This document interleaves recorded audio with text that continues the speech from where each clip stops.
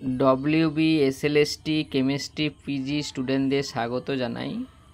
আজকে 2016 সালের এসএলএসটির কেমিস্ট্রি পেপারে কি কোশ্চেন এসেছিল এবং তার উত্তরগুলো অ্যানালাইসিস করে দেওয়া হচ্ছে, বিশ্লেষণ করে দেওয়া হচ্ছে, খুবই কাজে লাগবে। 2016 সালে 55টা কোশ্চেন এসেছিল, আর এবারে কিন্তু 60টা কোশ্চেনের পরীক্ষা হবে। এবার কোশ্চেনের অ্যান্সারগুলো আলোচনা করে দেওয়া হচ্ছে। প্রথম কোশ্চেন, যে ln kp ভার্সাস 1/t নতি কী হবে। তাহলে আমরা ln kp ভার্সাস 1/t যদি আমরা নতি হয়, তাহলে আমরা যেটা অ্যাক্টিভেশন এনার্জি দিয়ে আমরা মানে আরএনএর সমীকরণকে কাজে লাগিয়ে যদি আমরা বের করি, সেটা হবে -EA/r। আর অ্যাক্টিভেশন এনার্জিও পজিটিভ হয়, আরও পজিটিভ হয়, তাহলে সবসময় নতিটা হবে মাইনাসেই হবে, অর্থাৎ এখানে হবে অলওয়েজ নেগেটিভ। এবারে ফিজিক্যাল সায়েন্সের পরীক্ষায় একটা কোশ্চেন এসেছিলো ভ্যান ডপ, সেখানেও ln k ভার্সাস 1/t, কিন্তু সেখানে ছিল ভ্যান ডপ ইকুয়েশান। তো ভ্যান ডপ ইকুয়েশানে কিন্তু সেখানে ছিল -ΔH/r।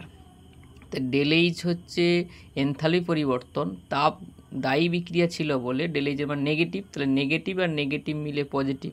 সেখানে কিন্তু নতিটা কিন্তু পজিটিভ হবে, অর্থাৎ গ্রাফটা উপরে ঊর্ধ্বমুখী হয়েছিল। কিন্তু এখানে যে কোশ্চেনটা হবে, এখানে কিন্তু অলওয়েজ নেগেটিভ হবে। এই কারণে এটা হচ্ছে অ্যাক্টিভেশন এনার্জি দিয়ে মানে সক্রিয়ণ শক্তি দিয়ে সমীকরণ, সেটা ln kp ভার্সাস 1/t যে নতি হবে -EA/r। এই কারণে EA পজিটিভ, আরও পজিটিভ, এই কারণে এখানে অলওয়েজ নেগেটিভ হবে। তাহলে একের হবে এক অপশান। চলে আসি দুইয়ের question, correct order of equivalent conductance. তাহলে ইকুইভ্যালেন্ট কন্ডাক্ট্যান্স যে তিনটা যৌগ দেওয়া আছে, সবচেয়ে HCl এর বেশি হবে, এই কারণে H+এর যেহেতু কন্ডাক্ট্যান্স ইকুইভ্যালেন্ট কন্ডাক্ট্যান্স বেশি হয়। তারপরে আমরা যদি দেখি NaOH এর হবে, তারপরে KCl হবে। কেন? KCl এ K+এর আকার অনেক বড়, হ্যাঁ, আর NaOH এ Na+OH- দেখা গেছে এটা 217 কাছাকাছি হয় NaOH, আর এটা KCl অনেকটা কম হয়। তাহলে উত্তর হবে HCl greater than NaOH greater than KCl, অর্থাৎ দুইয়ের সি অপশান। দুইয়ের হচ্ছে C, HCl greater than NaOH greater than KCl। HCl H+ সবচেয়ে বেশি আছে, তারপর NaOH আর KCl। চলে আসি তিনের কোশ্চেন, একটা অ্যাডজর্পশন আইসো দেওয়া আছে, মানে আমাদের অধিশোষণ দেওয়া আছে। অধিশোষণের ক্ষেত্রে আমরা বলেছিলাম জানি যে অধিশোষণ মাত্রা, হ্যাঁ, x/m চাপের সঙ্গে সমানুপাতিক। যত চাপ বাড়বে অধিশোষণ মাত্রা বাড়বে, আর তাপমাত্রার সঙ্গে ব্যস্তানুপাতিক। এবারে উচ্চ চাপের ক্ষেত্রে যদি চাপ খুব বেশি হয়ে যায়, তখন কিন্তু অধিশোষণ মাত্রাটা চাপের ওপর নির্ভর করে না। আমরা জেনারেলি বললাম যে চাপ বাড়লে অধিশোষণ মাত্রা বাড়ে, আর চাপ কমলে অধিশোষণ মাত্রা কমে। কিন্তু চাপ যদি খুব উচ্চ চাপ হয়, তখন কিন্তু চাপের ওপর অধিশোষণ মাত্রা x/m নির্ভর করে না। তাহলে এখানে যে উত্তরটা হবে আমাদের দুইয়ের অপশান হবে, চারের অপশান ডি অপশান, যেখানে রয়েছে দেখো independent of P at very high temperature. Independent P at very high temperature মানে চাপের ওপর নির্ভর করে না উচ্চ চাপে। আর বাকিগুলো কিন্তু আমরা দেখে নিলে দেখতে পাবো ভুল আছে, তাহলে ওটাই হবে সঠিক উত্তর। কারণ আমাদের ল্যাংমায়ার যে সারফেস মানে অ্যাডজর্পশনের আইসোথার্মে যে x/m সমান k × p⁴ চাপের সঙ্গে সমানুপাতিক, কিন্তু উচ্চ চাপের ক্ষেত্রে নির্ভর করে না। চলে এসেছি চারের কোশ্চেন, এটা ফার্স্ট অর্ডার রিয়াকশান দেওয়া আছে। ফার্স্ট অর্ডার রিয়াকশানে ln AT/A0 মানে সঙ্গে টির লেখচিত্র কেমন হবে। আমরা জানি ফার্স্ট অর্ডার রিয়াকশানে ln AT/A0 যে রাশিমালা হয় মাইনাস, মাইনাস যেটা হয় আমাদের যেটা হবে মাইনাসেই আসে, -KT আসে, e⁻KT -e⁻KT। তাহলে যেহেতু মাইনাস আসে, তাহলে অবশ্যই মানে নতিটা অবশ্যই নেগেটিভ হবে। তাহলে স্ট্রেট লাইন তো অবশ্যই হবে, সরলরেখা তো অবশ্যই হবে, কিন্তু তার যে নতি হবে মানে স্লোপ হবে নেগেটিভ হবে। তাহলে এই কারণে আমাদের যেটা উত্তর হবে দুইয়ের দেখো দুই অপশান হবে, বি অপশান হবে, a straight line with a negative slope passing through the origin. তাহলে ln AT/A0 যে রাশিমালা -e⁻KT মানে KT হবে, এই KTটা -e⁻KT, এই কারণে এটা হবে স্লোপটা নেগেটিভ হবে, এই কারণে হবে চারের বি মানে দুইয়ের দাগ মানে চারের বি। চলে আসি পাঁচের question, equimolar concentration of glucose of NaCl। Glucose আমরা জানি তড়িৎ অবিশ্লেষ্য বিয়োজিত হয় না, NaCl হচ্ছে তড়িৎ বিশ্লেষ্য বিয়োজিত হয়ে যায়, তাহলে কণা সংখ্যা দ্বিগুণ হয়ে যায়। আর দ্বিগুণ হয়ে গেলে আমাদের যেটা হয় যে এখানে যেহেতু ফ্রিজিং পয়েন্টের কথা বলছে, ফ্রিজিং পয়েন্ট হিমাঙ্ক অবনমন, হিমাঙ্ক অবনমন একটা সংখ্যাগত ধর্ম, বা হিমাঙ্ক অবনমন হচ্ছে যত কণা সংখ্যা বাড়বে তত অবনমন বেশি বেশি হবে, অবনমনটা বেশি হবে। তাহলে অবনমন যদি ফ্রিজিং পয়েন্টের অবনমন যদি বেশি হয় তাহলে কার হবে? NaCl হবে। তাহলে এখানে প্রথম যে পয়েন্ট আছে lower of freezing point of water to the same হবে না। তারপরে 2 নম্বর পয়েন্ট আছে lower of the freezing point of water more in case NaCl। তাহলে ফ্রিজিং পয়েন্টের লোয়ারটা কার ক্ষেত্রে বেশি হবে? NaCl এর বেশি হবে দেন গ্লুকোজ। তাহলে হচ্ছে 5-এর এই বিটা কিন্তু 2-এর দাগটা কিন্তু সঠিক, 5-এর 2-এর দাগটা কিন্তু সঠিক। Lower of the freezing point NaCl এর ফ্রিজিং হিমাঙ্কে অবনমনটা বেশি হবে কার তুলনায়? গ্লুকোজের তুলনায়। কেন? NaCl যেহেতু আয়নিত হয়, দুটা আয়ন উৎপন্ন করে কণার সংখ্যা বেড়ে যাচ্ছে, আর গ্লুকোজ যেহেতু তড়িৎ অবিশ্লেষ্য। চলে আসি 6-এর question. A aqua solution of containing M of non volatile solid neither associate, সেই সলিডটা ডিসোসিয়েট অ্যাসোসিয়েটেড হয় না, সংযোজিত হয় না, বিজিত হয় না। তার ফিজ দেওয়া আছে, এত তাপমাত্রায় হিমাঙ্ক হয়। তার এলিভেশন অফ বয়েলিং পয়েন্ট কত হবে? তাহলে এলিভেশন অফ বয়েলিং পয়েন্ট বের করতে গেলে ডেল্টা টিভি সমান KB ইন্টু M। তাহলে কেবির মান দেওয়া আছে, শুধু এম এর মানটা জানতে হবে। সেই এম এর মানটা কোথা থেকে পাবো? আমরা যে আরেকটা দিয়ে আছে দেখো ডেল্টা TF এর মান দেওয়া আছে, যেটা ফিজ বলা আছে এত তাপমাত্রায়, তাহলে ডেল্টা TF এর মান যেটা হবে, ডেল্টা TF এর যে রাশি মানে ডেল্টা TF সমান KF ইন্টু M। তাহলে ডেল্টা TF এর মান হবে 0.186। কেন? ওই যে হিমাঙ্কের অবনমন মানে 0 থেকে এটা বাদ দিয়ে দিলে হয়ে যাবে 0.186। তাহলে আর KF এর মান দিয়ে আছে 1.86। তাহলে M কত বেরোবে? M বেরোবে 0.186 বাই 1.86। তো 0.186 বাই 1.86কে যদি ভাগ করি আমাদের যে মানটা আসবে দেখো 0.1 দেখাচ্ছে। আর একটা আমাদের যে ডেল্টা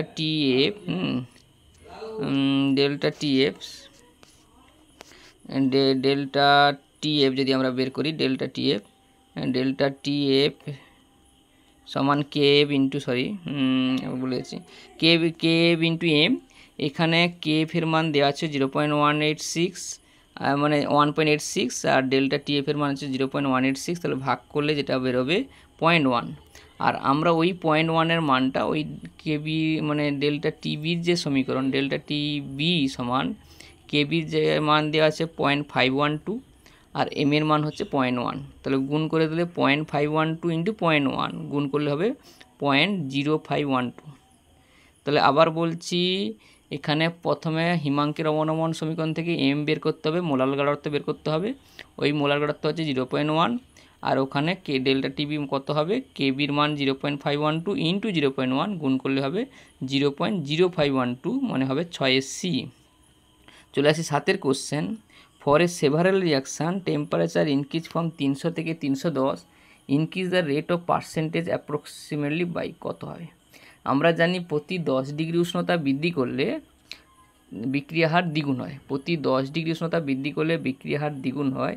তাহলে একে যদি আমরা পার্সেন্টেজে বের করি তাহলে অবশ্যই 100% হবে।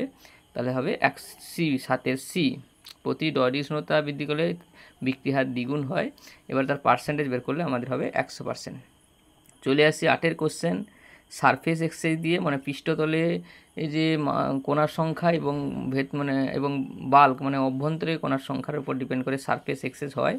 আমরা জেনারেলি যেটা এখানে সারফেস এক্সেস রং স্টেটমেন্ট জানতে চেয়েছে, তাহলে আমাদের যারা সংযোজিত হয় তাদের ক্ষেত্রে পজিটিভ মান হওয়া উচিত। এখানে অ্যাসিটিক অ্যাসিড কিন্তু নেগেটিভ দেওয়া আছে, আর বাকিগুলো NaCl এগুলো দেওয়া আছে। তাহলে ওগুলোর মধ্যে আমাদের যেটা রং স্টেটমেন্ট হবে surface access of acetic acid negative, এটাই কিন্তু রং স্টেটমেন্টটা পজিটিভ হওয়ার কথা। তাহলে 8-এর 2 বা বির দাগ। চলে আসি 9-এর question. Surface tension of water, পৃষ্ঠটান অফ ওয়াটার। পৃষ্ঠটান কী হয়? আমরা জানি উষ্ণতা বাড়লে পৃষ্ঠটান হ্রাস পায়, আর তোমার হচ্ছে ইনক্রিজ অফ টেম্পারেচার, পৃষ্ঠটান যেরকম তাপমাত্রা বাড়ার সঙ্গে হ্রাস পায়, এখানে আর একটা হচ্ছে অপদবের উপস্থিতি। অপদব বলতে যদি জৈব পদার্থ উপস্থিত থাকে, মানে সাবান, ডিটারজেন্ট, তেল, তাহলে কিন্তু পৃষ্ঠটান হ্রাস পায়। আর যদি অজৈব পদার্থ দ্রবীভূত থাকে, যেরকম লবণগুলো KCl, NaCl, তাহলে কিন্তু পৃষ্ঠটান বৃদ্ধি পায়। তাহলে এখানে যেটা পয়েন্টটা হবে, ইনক্রিজ অফ কনসেন্ট্রেশন KCl এর গাঢ়ত্ব বাড়ার সঙ্গে সঙ্গে পৃষ্ঠটান কিন্তু বাড়বে, কারণ KCl হচ্ছে একটা অজৈব পদার্থ, মানে লবণ থাকলে পৃষ্ঠটান বেড়ে যায়। তাহলে হবে 9-3 বা সি অপশান। চলে আসি 10-এর কোশ্চেন। একটা 2O3, মানে ওজোন গ্যাস থেকে অক্সিজেন হচ্ছে, 2O3 থেকে O2, এখানে তাপদায়ী বিক্রিয়া লেখা আছে, ডেল্টা তাপ মানে তাপও উৎপন্ন হয়। তাহলে এই বিক্রিয়াটা কি করলে ডান দিকে বা বাম দিকে আসবে? তাহলে এখানে আমরা যদি দেখি, যেহেতু এটা বাম দিকে মোল সংখ্যা 2 এবং ডান দিকে মোল সংখ্যা 3, তাহলে বাম দিকে চাপ কম, ডান দিকে চাপ বেশি, কারণ মোল সংখ্যার ওপর চাপ নির্ভর করে। তাহলে এবারে তাহলে আমরা যদি চাপ বাড়াই, তাহলে চাপ বাড়ালে কোন দিকে বিক্রিয়া হবে? চাপ বাড়ালে আমাদের বাম, যেদিকে চাপ কম, মানে বাম দিকে চাপ কম, সেদিকে বিক্রিয়া হবে। তাহলে চাপ বাড়ালে বাম দিকে বিক্রিয়া হবে, মানে লেফট সাইডের দিকে বিক্রিয়া হবে।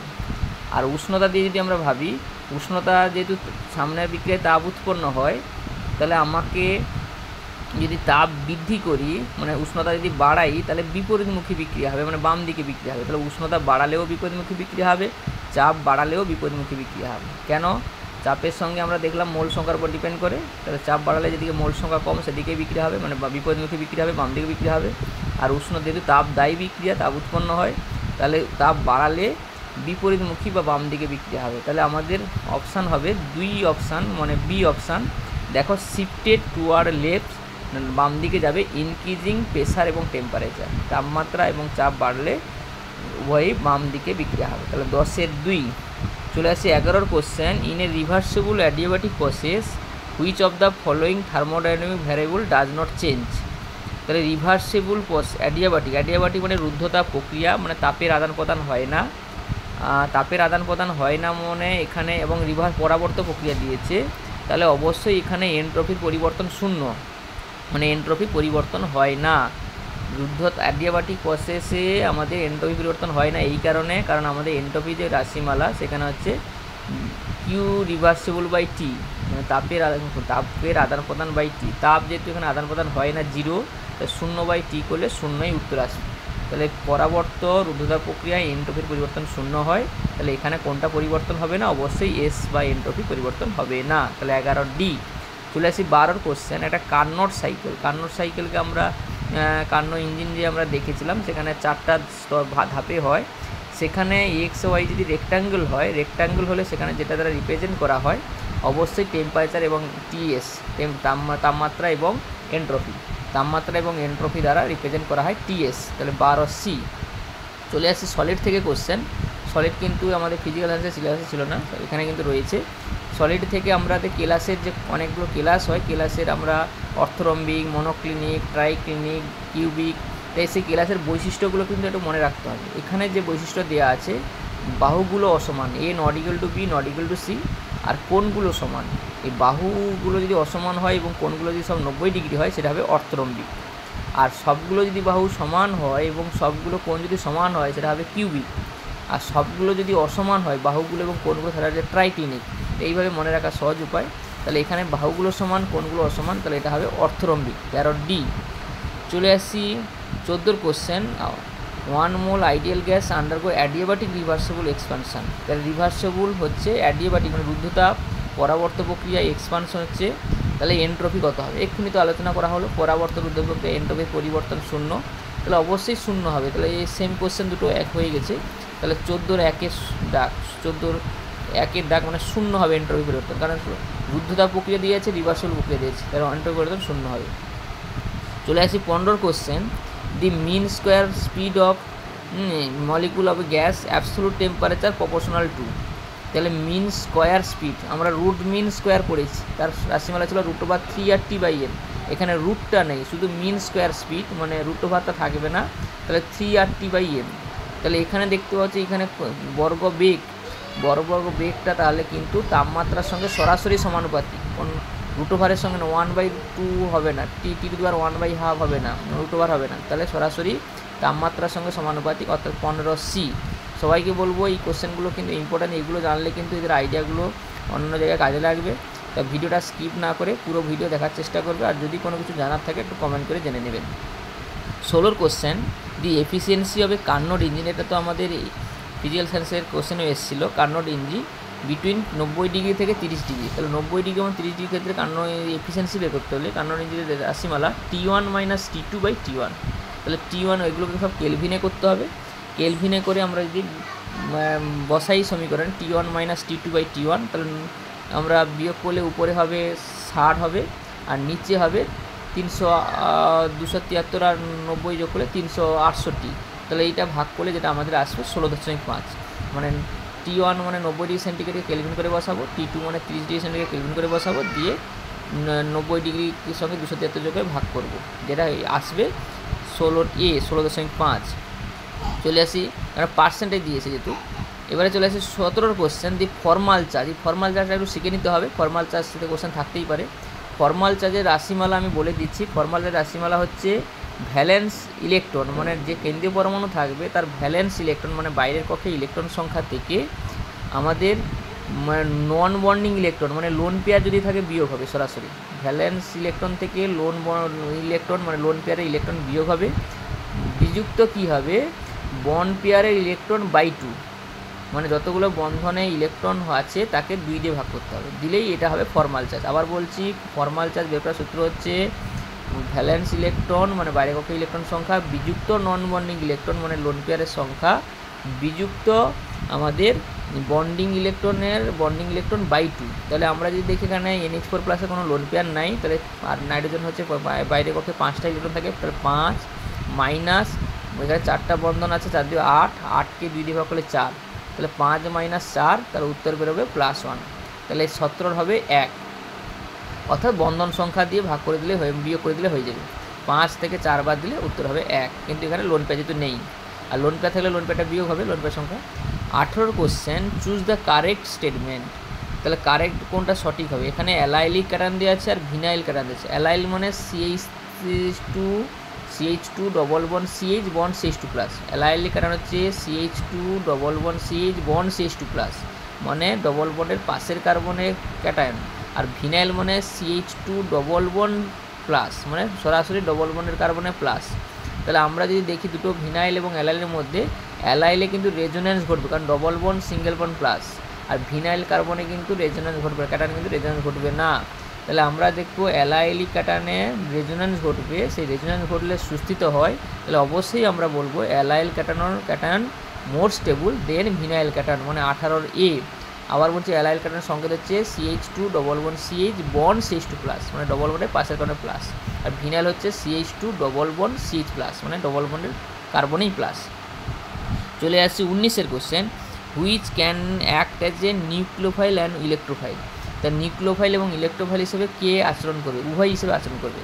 আমাদের যে অপশানগুলো দেখা যায়, প্রথমে CH3+, ওটাতে একটা ইলেকট্রন ঘাটতি, ওটা ইলেকট্রোফাইল হিসেবে কাজ করে। NO2+, ওটাও ইলেকট্রোফাইল হিসেবে কাজ করবে। কিন্তু CH3CN যদি তাকাই, C≡N, ট্রিপল বন্ড থাকছে, মানে ওখানে কিন্তু ইলেকট্রন, মানে এখানে কিন্তু এখানে নিউক্লিওফাইল এসে যুক্ত হতে পারে, কারণ ওখানে হচ্ছে নিউক্লিওফাইল এসে যুক্ত হতে পারে। আর এনের মাথায় লোন পেয়ার রয়েছে, ওখানে হচ্ছে কিন্তু ওখানে দিয়ে নিউক্লিওফাইল মানে ইলেকট্রন দানও করতে পারে, তাই নিউক্লিওফাইল হিসেবেও কাজ করতে পারে, আবার ইলেকট্রোফাইল হিসেবেও কাজ করতে পারে। এর ইলেকট্রন ডেনসিটি বেশি, এখানে ইলেকট্রোফাইল ঢুকতে পারে, আবার এর এখানে নিউক্লিওফাইল এসেও ঢুকতে পারে, কারণ এখানে ট্রিপল বন্ড রয়েছে, মানে এখানে নিউক্লিওফাইল এসে আক্রমণ করতে পারে কার্বনে, তখন ট্রিপল বন্ডটা ডবল বন্ড হয়ে যাবে। আবার এনের মাথায় লোন পেয়ার রয়েছে, লোন পেয়ার থাকা আছে, মানে এখানে লোন পেয়ার দিয়ে কাউকে ইলেকট্রন ডোনেট করতে পারে, তাহলে এই কারণে এটা ইলেকট্রোফাইল এবং নিউক্লিওফাইল উভয় হিসেবে কাজ করতে পারে। 19C। চলে আসি 20 কোশ্চেন। এই কোশ্চেনটা এবারেও ফিজিক্যাল সায়েন্স সিলেবাসে এসেছিলো, যে আমাদের ট্রাইঅ্যামিন এবং সেকেন্ডারি অ্যামিন প্রাইমারি অ্যামিনের ক্ষারকত্বের কম। তাহলে আমরা অবশ্যই যদি দেখবো পশম মাধ্যম যদি থাকে, CCl4 মাধ্যম, মানে অবশ্যই সেখানে হাইড্রোজেন বন্ধন হওয়ার কোনো সম্ভাবনা নেই। যদি জল থাকতো, হাইড্রোজেন বন্ধন হওয়ার সম্ভাবনা থাকতো, তাহলে কিন্তু একটু অর্ডার চেঞ্জ হতো। আর মানে হাইড্রোজেন বন্ধন হবে না এরকম মাধ্যম যদি হয়, মানে নন পোলার মাধ্যম যদি হয়, সেখানে কিন্তু টার্সিয়ারি অ্যামিনের ক্ষারকত্ব বেশি, কারণ তার 3টা প্লাস এই ভাব রয়েছে, তারপরে সেকেন্ডারি অ্যামিন, তারপরে প্রাইমারি অ্যামিন। তাহলে আমাদের অবশ্যই অপশান যেটা হবে, এই অপশান দেখো টার্সিয়ারি তারপরে সেকেন্ডারি, তারপরে প্রাইমারি, তারপরে অ্যামোনিয়া। কারণ যত প্লাস আই প্রভাব থাকবে তত এনের ইলেকট্রন ডেন্সিটি বাড়বে, আর ইলেকট্রন ডেন্সিটি বাড়া মানে বেশি ক্ষার হবে। অবশ্যই এটা হবে নন পোলার, মানে হাইড্রোজেন নেই এরকম মাধ্যমে দ্রাবকে। আর যদি হাইড্রোজেন বন্ধন ঘটে তখন কিন্তু হবে না, চেঞ্জ হয়ে যাবে ওটা। চলে আসি 21 question, which is the one D glycerol day. D এবং এল চিনার উপায় আমরা এর আগেও আলোচনা করেছি। ডি মানে বাম দিকে এই, যেমন ডান দিকে যদি ওইচ থাকে তাহলে ডি হবে, আর উল্টোটা থাকলে এল হবে। বাম দিকে এই, ডান দিকে ওইচ, তবে ওই ডি। আর গ্লিসারালডিহাইড মানে অ্যালডিহাইড গ্রুপ থাকবে, সিএইচ গ্রুপ থাকবে। তাহলে আমাদের যদি দেখি একের অপশানটা, একের দাগ যদি দেখি, দেখো সিএইচও উপরে, নিচে CH2H, বাম দিকেই ডান দিকে ওইচ, তাহলে ওটাই হবে ডি গ্লিসারালডিহাইড। ডি হলে বাম দিকেই ডান দিকে ওইচ, তাহলে হচ্ছে ডি, একের দাগ 21-এর 1। চলে আসি 22 কোশ্চেন, ই এবং জেড আইসোমার চেনা। ই জেড বলতে আমরা সিস্টান্সের মতন, সিস্টান্সে একই মৌল একই দিয়ে তাহলে সিস হয়, বিপরীতে তাহলে ট্রান্স হয়। কিন্তু যেখানে আমরা একই মৌল খুঁজে পাচ্ছি না, তখন সিস্টান্স বলতে পাচ্ছি না, তখন আমাকে ইজেড নামকরণ করা হয়। সিস্টান্স হচ্ছে একই মৌল একই তাহলে সিস, আর বিপরীতে থাকে ট্রান্স। কিন্তু একই মৌল যখন না থাকবে তখন তাকে যদি আমরা সমবায় মানে জ্যামিতিক সমবায়তা প্রকাশ করার চেষ্টা করব, তখন সিস্টান্স বলতে পারবো না, তখন আমরা ইজেড দিয়ে বলবো। কীভাবে বলবো? এখানে একই মৌল না থাকলেও আমরা প্রায়োরিটি দিক দিয়ে আমরা কোনটা বেশি 1 কোনটা 2 আমরা চিনে নিতে পারবো। আমরা যদি দেখি সিএল আর বিআরের মধ্যে, আমরা বিআরকে 1 ধরবো, কারণ বিআরের পারমাণবিক ভর বেশি, তাহলে সিএলকে 2 ধরবো, তা করে দিয়েছি, দাগ মারা আছে। আর ইটি এবং এমির মধ্যে, ইটি হচ্ছে C2H5, ওখানে ইটিকে 1 ধরবো আর এমিকে 2 ধরবো। তাহলে এখানে দেখতে পাচ্ছি একই মানে 1 বিপরীত দিকে রয়েছে, 2 বিপরীত দিকে রয়েছে, মানে একই জিনিস করে নিলাম। তাহলে এই বিপরীত দিকে থাকলে এখানে মনে রাখবে কিন্তু ওটা ই হবে। আমাদের জেনারেলি স্বাভাবিকভাবে মনে হতে পারে যে ই তো 3টা হাত একই দিকে রয়েছে, তাহলে একই দিকে থাকবে না, ইর 3টা হাত একই থাকলে উল্টা হবে। তাহলে একইগুলো 1 যদি উল্টো দিকে থাকে তাহলে হবে ই, 1 যদি বিপরীত একই দিকে থাকে তখন হবে জেড। 1 যেটা আমরা করে নিলাম, একই মৌল ছিল না বলে 1 করে নিলাম।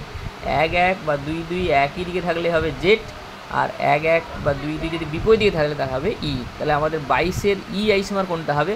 প্রথমটাই পেয়ে গেছি, দেখো প্রথমটাই আমরা দেখতে পাচ্ছি বিপরীত দিকে রয়েছে, তাহলে ওটাই হবে সঠিক উত্তর। তাহলে 22-এর হবে 1।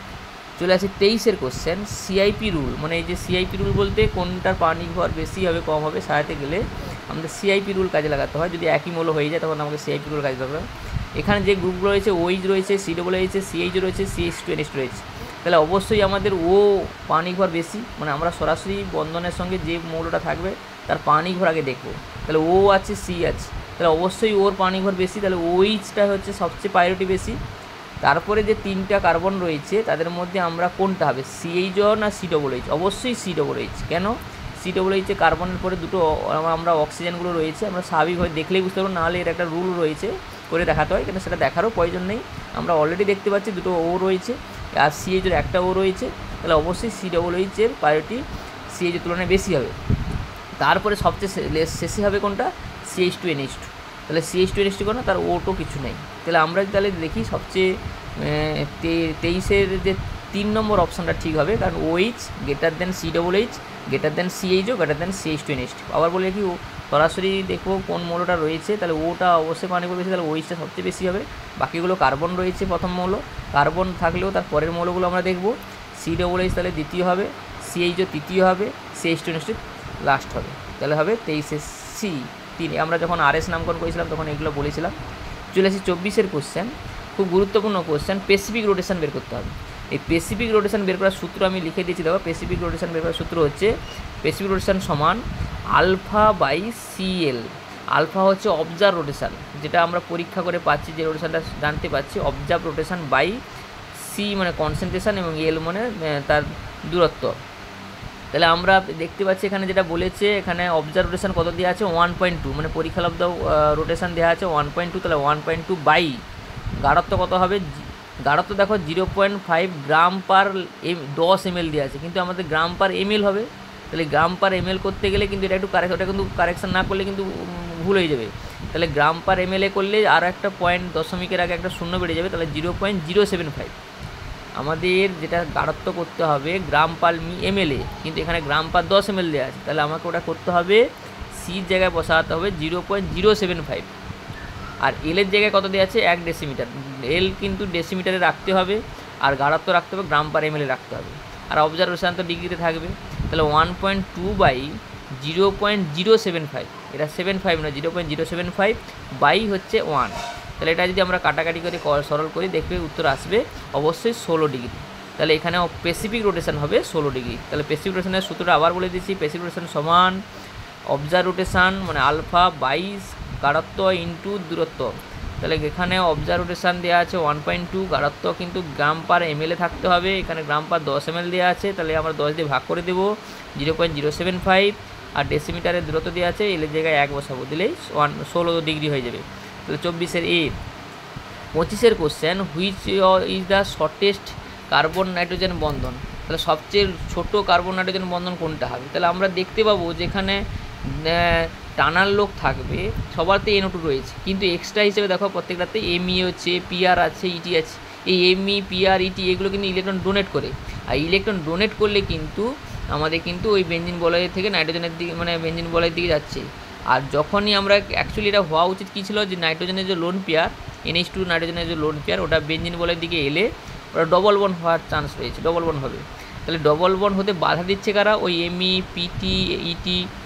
তাহলে যেটাতে ME ET PT নাই মানে 3-এর অপশানের দিকে তাকাও, ওখানে কিন্তু সরাসরি রেজোনেন্স ঘটছে ভালোভাবে, আর রেজোনেন্স ঘটছে বলে ওখানে কার্বন আর নাইট্রোজেনটা ডবল বন্ড হয়ে যাচ্ছে, আর ডবল বন্ড হলে বন্ধন দৈর্ঘ্য ছোটো হয়ে যায়।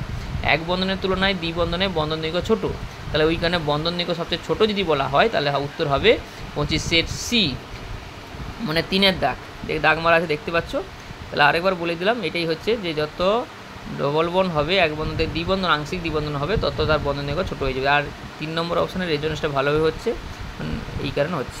চলে আসে 26-এর কোশ্চেন, খুব গুরুত্বপূর্ণ question, correct of the hydrolysis. Hydrolysis মানে কোনটা SN1 বিক্রিয়া মানে জল ঢুকবে, মানে CL এর জায়গায় এই জায়গায় জল। তাহলে আমরা দেখতে পাবো MECOCl, ওখানে কিন্তু সরাসরি CL এর জায়গায় জল ঢুকবে, কারণ CLটা বেরিয়ে গিয়ে OH হয়ে যাবে, কেন?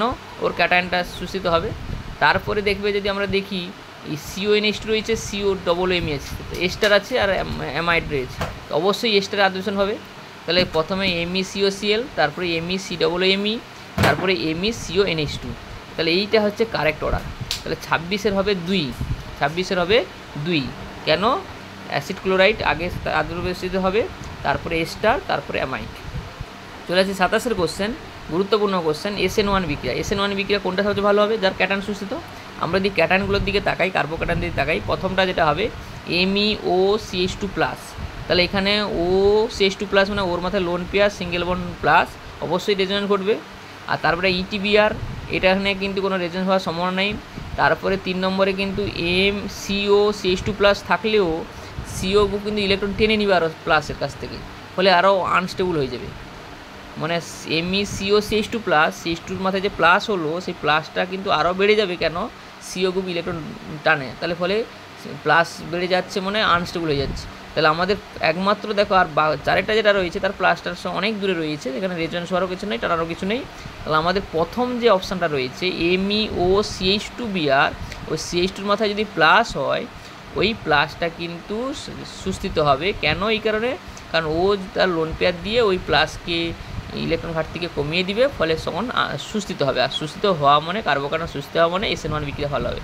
SN1 বিক্রিয়া হতে গেলে যে যৌগের কার্বোক্যাটায়ন সুস্থিত সেটা SN1 বিক্রিয়া হবে। তাহলে আমরা 1 নম্বর যে অপশান রয়েছে তার কার্বোক্যাটায়নটা রেজোনেন্সের মাধ্যমে সুস্থিত, ফলে ওটা স্টেবল হবে। 27-এর 1। 28-এর কোশ্চেন, R2 বিউটানল থেকে R2 ক্লোরোবিউটান। তাহলে ও অ্যালকোহল থেকে ক্লোরিন ঢুকবে, ওই যে জায়গায় CL ঢুকবে। এটা করতে গেলে সবচেয়ে বেস্ট পদ্ধতি কোনটা? সবচেয়ে বেস্ট পদ্ধতি আমরা অবশ্যই বলবো SOCl2 ডাইইথার। কেন? SOCl2 ডাইইথার দিলে এখানে SO2 গ্যাস তৈরি হবে এবং HCl গ্যাস তৈরি হবে, আর দুটোই গ্যাস হওয়ার কারণে ওগুলো কিন্তু বেরিয়ে চলে যাবে, ফলে বিশুদ্ধ ক্লোরো অ্যালকেন পাওয়া যাবে। তাহলে বিশুদ্ধ ক্লোরো অ্যালকেন পেতে গেলে আমাদের SOCl2 ডাইইথার দিতে হবে, কারণ SOCl2 ডাইইথার দিলে যেটা এক্সট্রা হিসেবে উপজাত পদার্থ থেকে যে দুটো পদার্থ উৎপন্ন হয় দুটোই কিন্তু gas, SO2 gas, HCl gas. তাহলে ওগুলো বেরিয়ে গেলে শুধুমাত্র বিশুদ্ধ ক্লোরো অ্যালকেন পড়ে থাকবে, এই কারণে 28-এর উত্তর হবে 28-এর 1 SOCl2 ডাইইথার। চলে আসি 29-এর question, thiophene react with DMF।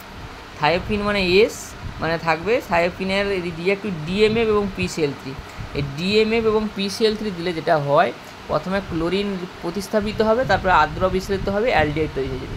এই কারণে থায়োপিনের 2 নম্বর কার্বনে, এসের পাশে যে 2 নম্বর কার্বন, ওই 2 নম্বর কার্বনে সিএইচ যৌগ ঢুকে যাবে। তাহলে এটাই হবে সঠিক উত্তর। তাহলে 29-এর 4 নম্বর অপশান।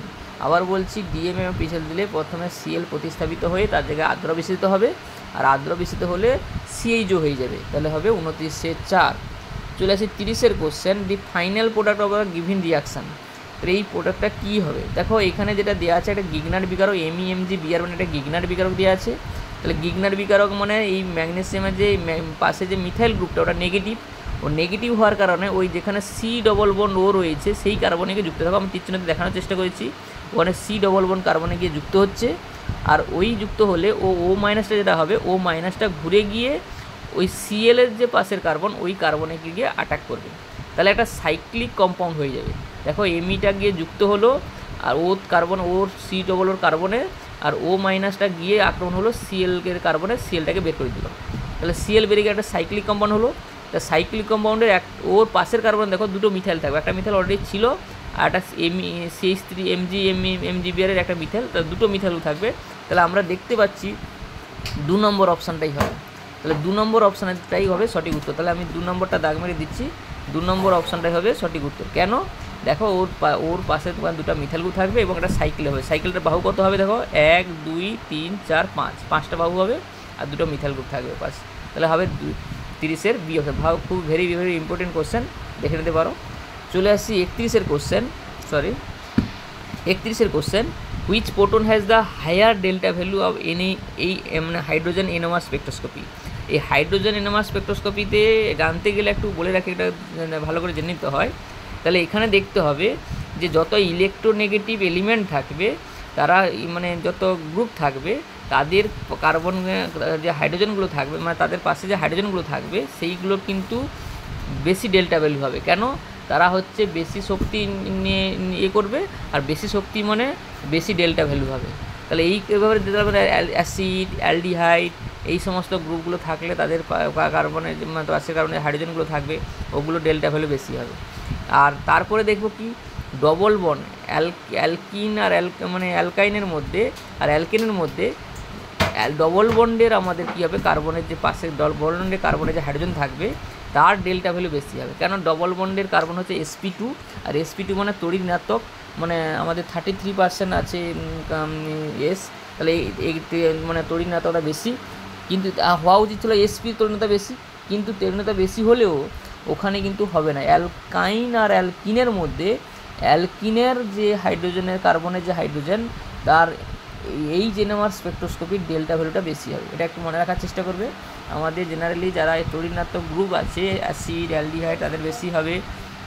এছাড়া অ্যালকিন এবং অ্যালকেন আর অ্যালকাইনের মধ্যে যদি তুলনা করি, তাহলে অ্যালকেনের তো সবচেয়ে কম হবে।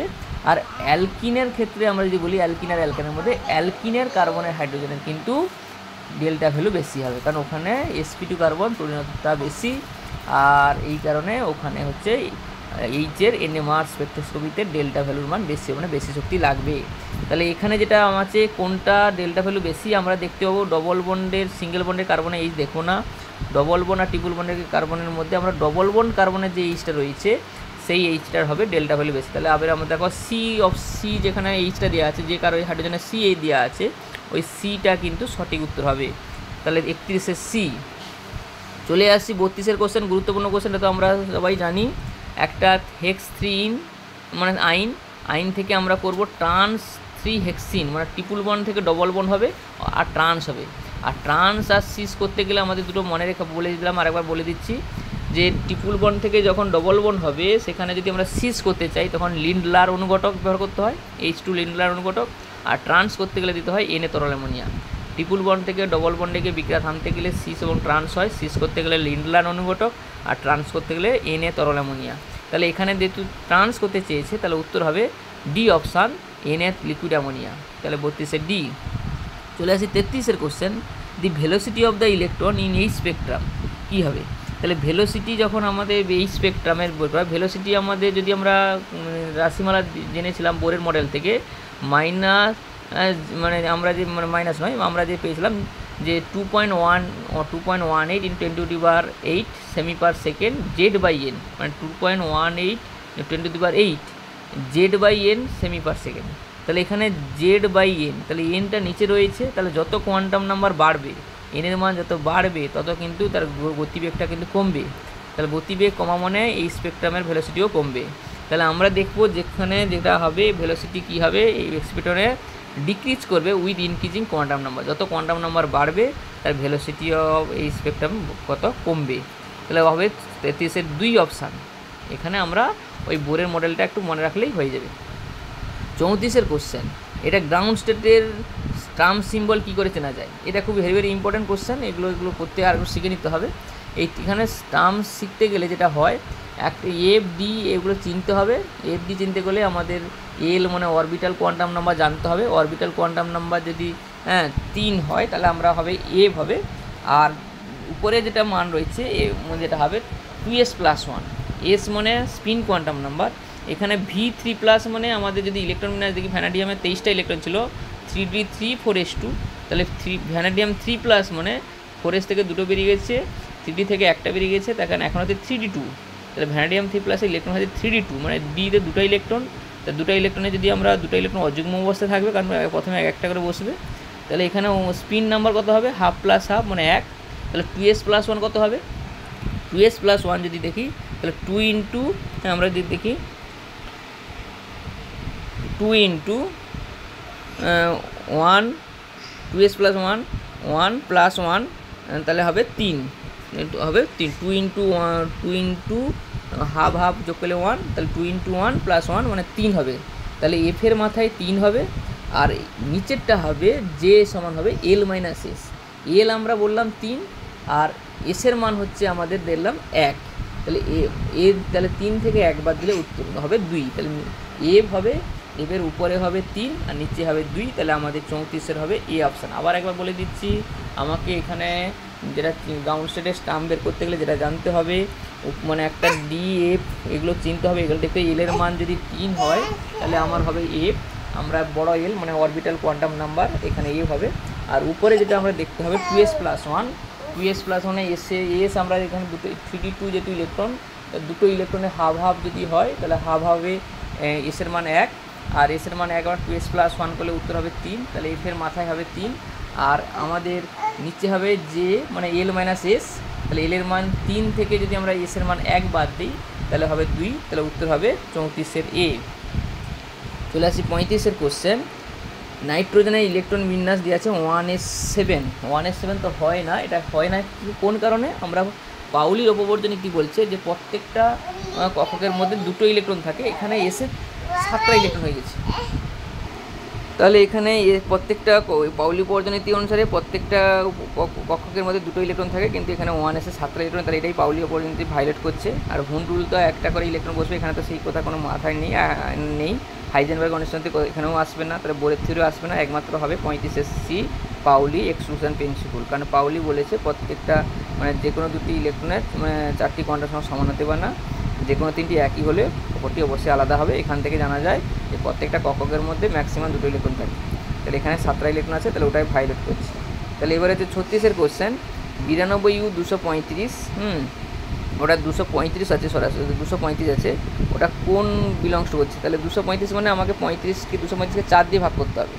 235কে 4 দিয়ে ভাগ করলে আমাদের যেটা হবে 4 5 20 আর 3 5, 4 8 32, 32 মানে আরও 3 থেকে যাচ্ছে, তাহলে 4n+3 ওটা 4n+2 হবে না, এটা একটু দেখে নেবে। 4n+, এটা হবে 4n+3। কেন হচ্ছে এখানে বের করার সহজ উপায় হচ্ছে ভর সংখ্যাকে 4 দিয়ে ভাগ করতে হবে, যত ভাগশেষ থাকবে ততই হচ্ছে হবে। তাহলে এখানে 3 ভাগশেষ থেকে যাচ্ছে, তাহলে উত্তর হবে 4n+3। 3 ভাগশেষ থাকছে তো না, 4 5 20, 3 5, 4 8 32, অবশ্যই 3 ভাগশেষ, অর্থাৎ 4n+3 হবে। তাহলে 36-এর হবে ডি। চলে আসি 37-এর question, which of the correct of C2 আমরা অলরেডি আলোচনা করেছি। C2-র বর্ণনার হচ্ছে আমাদের যদি বের করি C2 বর্ণনার হচ্ছে 0 হবে, কারণ এর বন্ডিং এবং অ্যান্টিমোনিয়াম বের করলে 0 হবে। আর C2 ক্ষেত্রে যদি আমরা ইলেকট্রন দেখি, ইলেকট্রন মেমো অর্ডার দেখি, আমরা মেমো থেকে অনেক কোশ্চেন আলোচনা করেছি, মেমো দেখি, ওখানে কিন্তু ওর যুগ্ম ইলেকট্রন থাকে, আর যুগ্ম ইলেকট্রন থাকবে না ডায়াম্যাগনেটিক। তাহলে সি টুর বর্ণরা শূন্য এবং ডায়াম্যাগনেটিক, অথবা 37 হবে 4 নম্বর অপশান।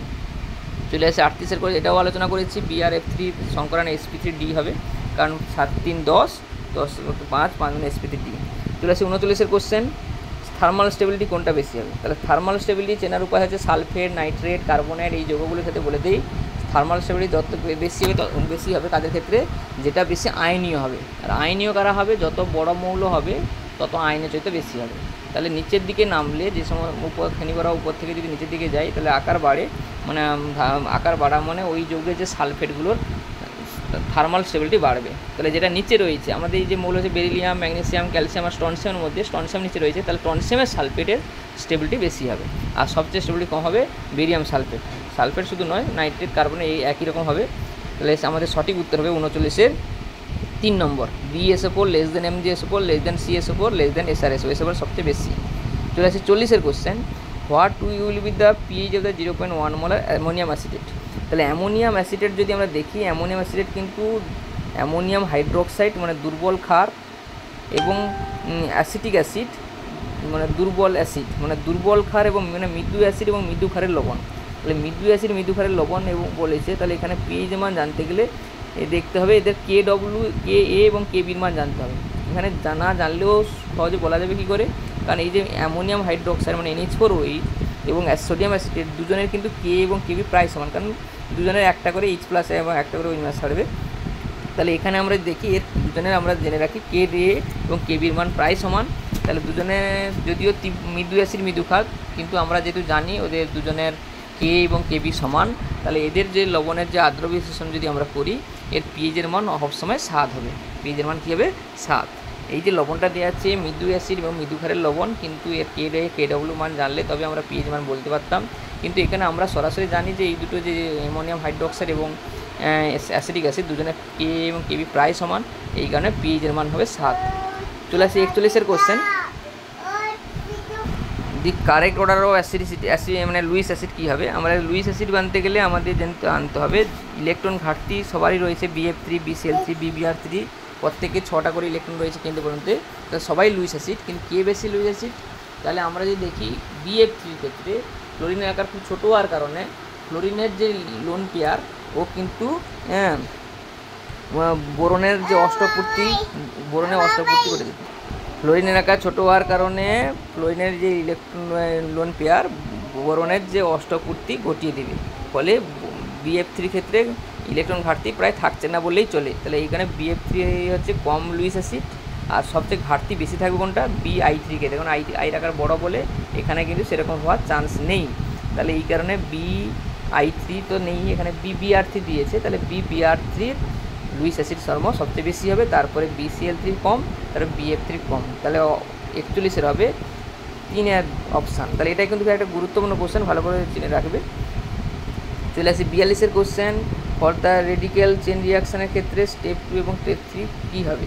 তাহলে এই যে রিয়াকশানগুলো দেখতে পাচ্ছ, এখানে অবশ্যই চেন রিয়াকশানে এখানে প্রোপাগেটিং হয়, টার্মেন্টিং হয়। তাহলে অবশ্যই দুটোই প্রোপাগেটিং হবে, টার্মেন্টিং মানে বিচ্ছিন্ন হয়ে যাওয়া, তাহলে প্রোপাগেটিং হবে। তাহলে 42-এর হবে 3 অপশান, চেন প্রোপাগেটিং স্টেপ 2-তে, আর স্টেপ 3-তেও চেন প্রোপাগেটিং। 43-এর কোশ্চেন, খুব গুরুত্বপূর্ণ question, boiling point of the order কী হবে? তাহলে বয়লিং যে অ্যালকোহলগুলো দেওয়া আছে এবং ইথার দেওয়া আছে, 3টে অ্যালকোহল দেওয়া আছে, একটা ইথার দেওয়া আছে, অবশ্যই ইথারের তুলনায় অ্যালকোহলের বয়লিং পয়েন্ট বেশি হবে, কারণ এখানে হাইড্রোজেন বন্ধন ঘটবে। তাহলে অ্যালকোহলগুলির ক্ষেত্রে, ইথারের ক্ষেত্রে হাইড্রোজেন বন্ধন ঘটে না।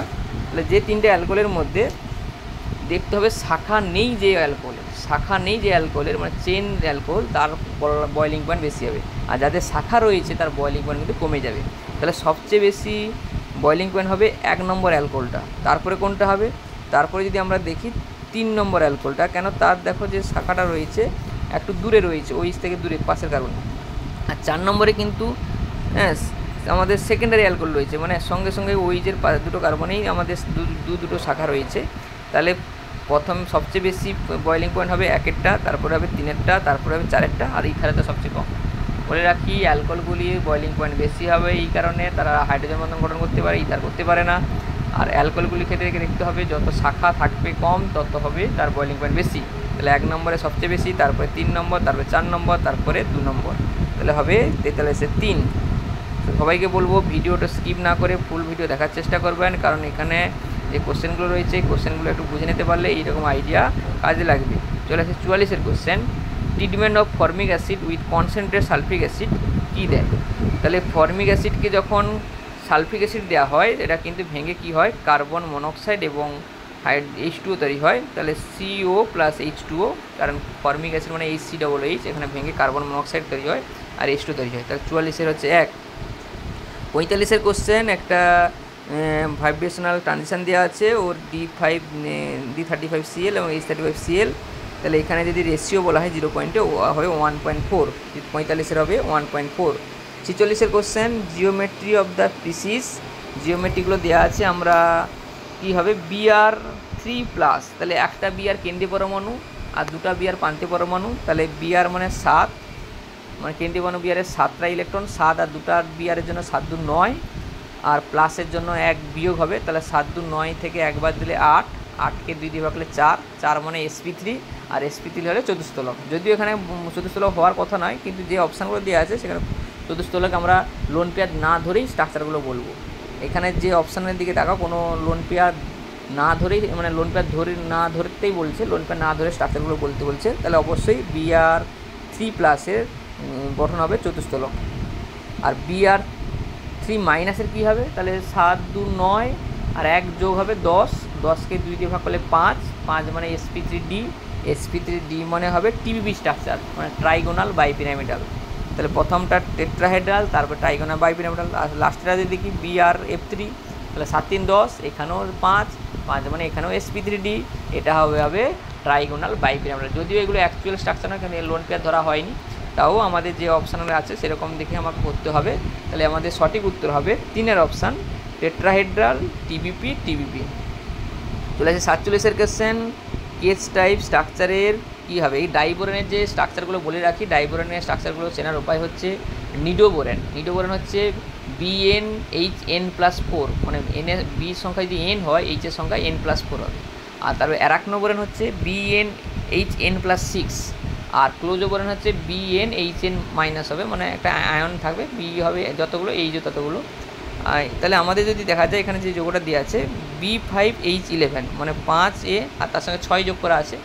n এর মানে বির মান 5, H এর মান 11, মানে n+6, আর n+6 মানে অবশ্যই কী হবে, অ্যারাকনোবোরেন। নিডো হলে n+4, তাহলে অ্যারাকনো। 47-এর D।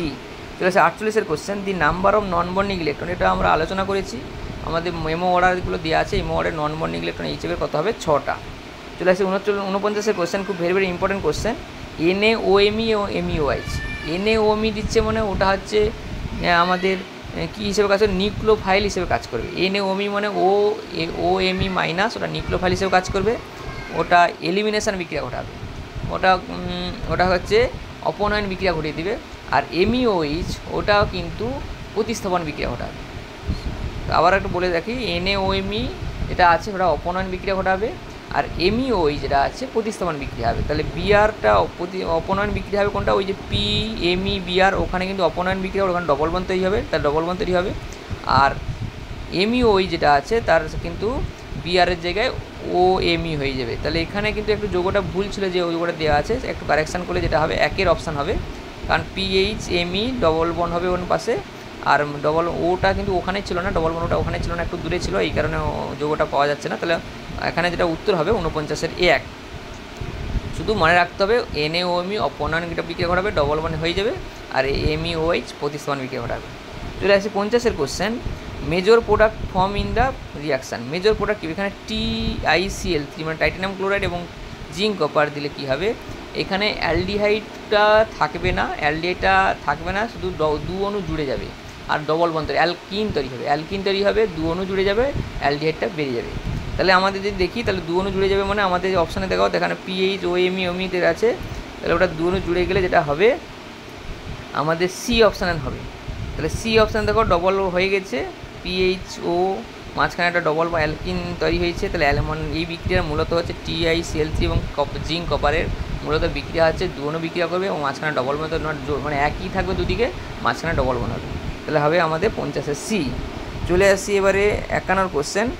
51-এর কোশ্চেন হচ্ছে হুইচ অফ দ্য ফলোইং পিসিস যে আইসো ইলেকট্রন আলোচনা করা হয়েছে, আইসো ইলেকট্রন মানে সমান ইলেকট্রন থাকবে, তাহলে আমাদের সিওর সমান ইলেকট্রন নয়, হ্যাঁ, হুইচ ইজ নট, তাহলে আমাদের O2 প্লাস, বাকিতে কিন্তু সমান ইলেকট্রন হবে, N2 14টা ইলেকট্রন, সিওরও 14টা ইলেকট্রন, Cn মাইনাসে 14টা ইলেকট্রন, NO প্লাসে 14টা ইলেকট্রন, তাহলে 1 কানার হবে ডি। চলে আসি 52 কোশ্চেন, লিথিয়াম, নাইট্রোজেন, কার্বন এবং অক্সিজেনের মধ্যে কোনটার হাইয়েস্ট আয়নেশন পোটেনশিয়াল, তাহলে আমাদের নাইট্রোজেনের বেশি হবে, কারণ নাইট্রোজেন হচ্ছে অর্ধপূর্ণ ইলেকট্রন বিন্যাস, আর অর্ধপূর্ণ ডি পক্ষ মানে পি পক্ষ, অর্ধপূর্ণ পি পক্ষ মানে এটা সুস্থ ইলেকট্রন বিন্যাস, এই কারণে এখানে মানে আয়নন বিভব বেশি হবে। লাস্ট কোশ্চেন হচ্ছে ফরে না 53 কোশ্চেন হচ্ছে for a zero order reaction unit of the rate constant কী হবে, জিরো অর্ডার রিয়াকশানের কনস্ট্যান্ট হবে যেটা রেট হবে মানে এক হবে mole litre inverse second inverse, কারণ এখানে এনের মান 0 মানে mole litre inverse second inverse, আর মোল লিটার ইনভার্সকে আমরা যদি মোলার গাঢ়ত্ব দিয়ে লিখি তাহলে মোল হবে মানে এম হবে, মোলাল গাঢ়ত্ব হবে এম, আর সেকেন্ড ইনভার্স হবে, তাহলে আমাদের যেটা হবে 53 হবে, দেখো প্রথম অপশানটা মোল 1 সেকেন্ড ইনভার্স, 53 এ মোল 1 সেকেন্ড ইনভার্স, কারণ মোল লিটার ইনভার্সকে মোল এম বলা হয়। 54 question, the most viscous liquid, সবচেয়ে ভিসকাস লিকুইড কোনটা হবে, মানে যার যত বেশি ওয়েস থাকবে তত হাইড্রোজেন বন্ধন হবে, আর হাইড্রোজেন বন্ধন থাকা মানে তারা ভিসকাস হবে, তাহলে আমাদের যদি দেখি ওয়াটারে মিথানল, ইথিলিন গ্লাইকল, ইথিলিন 2টা ওয়েস, অ্যালকোহলে 1টা ওয়েস, গ্লিসারলে 3টা ওয়েস, তা 3টা ওয়েস থাকা মানে ও হাইড্রোজেন বন্ধন বেশি মাত্রায় করবে, আর বেশি মাত্রায় করা মানে ওটা সান্দ্রতা বেশি হবে, ভিসকাস মানে সান্দ্রতা, তাহলে সান্দ্রতা বেশি কোনটা হবে গ্লিসারলে, তাহলে 4। 55 question, last question, the compound having highest melting point, সবচেয়ে মেল্টিং পয়েন্ট বেশি কার, মেল্টিং পয়েন্ট জানতে গেলে যত আয়নের চরিত্র বেশি হবে তত মেল্টিং পয়েন্ট বেশি হবে। হ্যালোজেনগুলি যদি তাকাই তাহলে আই আকার বড় মানে আই মাইনাস হচ্ছে ধ্রুবায়ন ক্ষমতা বেশি, পোলারাইজেশন বেশি, ফলে তার সমযোজী চরিত্র বেশি হবে, আর সবচেয়ে সমযোজিত কম হবে মানে আয়নিত বেশি হবে হচ্ছে LiF-এর, আর LiF-এর আয়নিযুক্ত বেশি বলে আয়নীয় চরিত্র বেশি হওয়ার কারণে ওর মেল্টিং পয়েন্ট বা গলনাঙ্ক বেশি হবে, তাহলে হবে 55 বি। তাহলে এখানেই আমাদের 2016 সালে ভেরি মানে যে কোশ্চেন সাজেস্টিভ কোশ্চেনগুলো এসেছিলো তাদের উত্তর অ্যানালাইজ করে দেওয়া হলো। এই উত্তর অ্যানালাইসিস থেকে বুঝতে পারছো যে কোন কোন জায়গাতে কোশ্চেনগুলো এবারেও আসতে পারে। এইখান থেকে কিন্তু অনেক কোশ্চেন ফিজিক্যাল সায়েন্সের সিলেবাসে কমন দিয়েছে, তো এই কোশ্চেনগুলো আরেকবার ভালো করে অ্যানালাইসিস করে বুঝে নিয়ে সেইগুলোকে কাজে লাগিয়ে আলোচনা করার চেষ্টা করবে। আমি আরও কিছু ভিডিও দেওয়ার চেষ্টা করব, প্রত্যেকটা চ্যাপ্টার থেকে সাজেস্টিভ কোশ্চেন যতটা সম্ভব বেশি করে দেওয়া যায়। সবাইকে ধন্যবাদ জানাবো ভিডিওটি দেখার জন্য শেষ পর্যন্ত, আর যারা চ্যানেলটাকে সাবস্ক্রাইব এখনও করেননি সাবস্ক্রাইব করে দেবেন, আরও ভিডিওগুলো পেয়ে যাবেন পরপর করে। সবাইকে ধন্যবাদ।